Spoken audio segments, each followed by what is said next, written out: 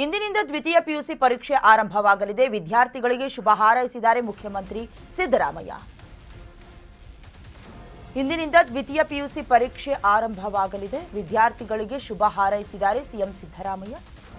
X ಮೂಲಕ ಶುಭ ಹಾರೈಸಿರುವುದು ಸಿದ್ದರಾಮಯ್ಯ ಅವರು. ದ್ವಿತೀಯ ಪಿಯುಸಿ ಪರೀಕ್ಷೆಯ ವಿದ್ಯಾರ್ಥಿಗಳಿಗೆ ಶುಭ ಹಾರೈಕೆಯನ್ನ ತಿಳಿಸಿದ್ದಾರೆ. ಕಾನ್ಫಿಡೆನ್ಸ್ನಿಂದ ಆತ್ಮವಿಶ್ವಾಸದಿಂದ ಪರೀಕ್ಷೆಯನ್ನ ಬರೆಯಿರಿ ಅನ್ನೋದಾಗಿ ಎಕ್ಸ್ನ ಮೂಲಕ ಧೈರ್ಯ ತುಂಬಿದ್ದಾರೆ.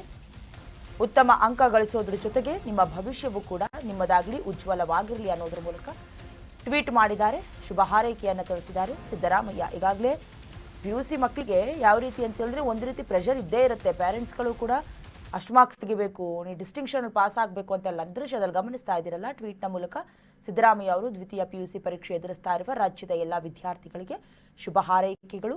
ಆತ್ಮವಿಶ್ವಾಸದಿಂದ ಪರೀಕ್ಷೆ ಬರೆಯಿರಿ, ಉತ್ತಮ ಅಂಕಗಳ ಜೊತೆಗೆ ಉಜ್ವಲ ಭವಿಷ್ಯ ನಿಮ್ಮದಾಗಲಿ, ಹೀಗಂತ ನಾವು ಹಾರೈಸ್ತೀವಿ ಅನ್ನೋದಾಗಿ ಟ್ವೀಟ್ನ ಮೂಲಕ ಬರ್ಕೊಂಡಿದ್ದಾರೆ. ಪ್ರತಿಯೊಬ್ಬರ ಜೀವನದ ಒಂದು ರೀತಿಯ ಉನ್ನತ ಘಟ್ಟ. ಇಲ್ಲಿ ನಾವೇನಾದರೂ ಪಾಸ್ ಆದರೆ ಮುಂದಿನ ದಿನದಲ್ಲಿ ಇಂಜಿನಿಯರಿಂಗೋ ಅಥವಾ ಡಾಕ್ಟರ್ಗಳಿಗೋ ಅಥವಾ NET ಬರೆಯೋದಕ್ಕೆ ಯಾವುದಕ್ಕೋ ಬಹಳ ಇಂಪಾರ್ಟೆಂಟ್ ಆಗುತ್ತೆ.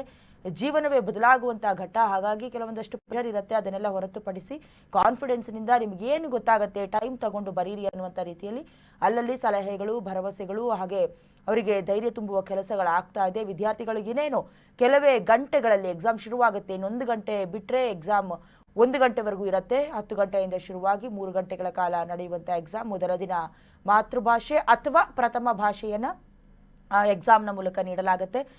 ಕೆಲವೊಂದಷ್ಟು ಭಯ ಇತ್ತು, ಲೀಕ್ಔಟ್ ಆಗ್ಬಿಡತ್ತಾ ಎಕ್ಸಾಮ್ ಪೇಪರ್ಗಳು, ಪ್ರಶ್ನೆ ಪತ್ರಿಕೆಗಳು ಅಂತ. ಸಂಬಂಧಪಟ್ಟಂತೆ ಅದಕ್ಕೆಲ್ಲ ಏನೂ ಇಲ್ಲ, ಬ್ರೇಕ್ ಹಾಕಿದ್ದೀವಿ, ಕಣ್ಗಾವಲನ್ನು ಇಟ್ಟಿದ್ದೀವಿ ಅಂತ. ಹಾಗೆ ಅವ್ರಿಗೆ ರಿಲ್ಯಾಕ್ಸ್ ಮಾಡ್ಕೊಳ್ಳೋದಕ್ಕೂ ಕೂಡ ಟೈಮನ್ನು ಕೊಟ್ಟಿದ್ದೀವಿ, ಯಾವುದೇ ಪ್ರೆಷರನ್ನು ಹಾಕ್ತಾ ಇಲ್ಲ. ಹಾಗೆ ಏನು ಸಂಬಂಧಪಟ್ಟ ಹಾಗೆ ಕಾಪಿ ಹೊಡೆಯೋದು ಅಥವಾ ಡಿಬಾರ್ ಆಗಬಾರ್ದು ಅನ್ನುವಂಥ ಕಾರಣಕ್ಕೆ CCTV ಕಣ್ಗಾವಲನ್ನು ಕೂಡ ಇಟ್ಟಿದ್ದಾರೆ.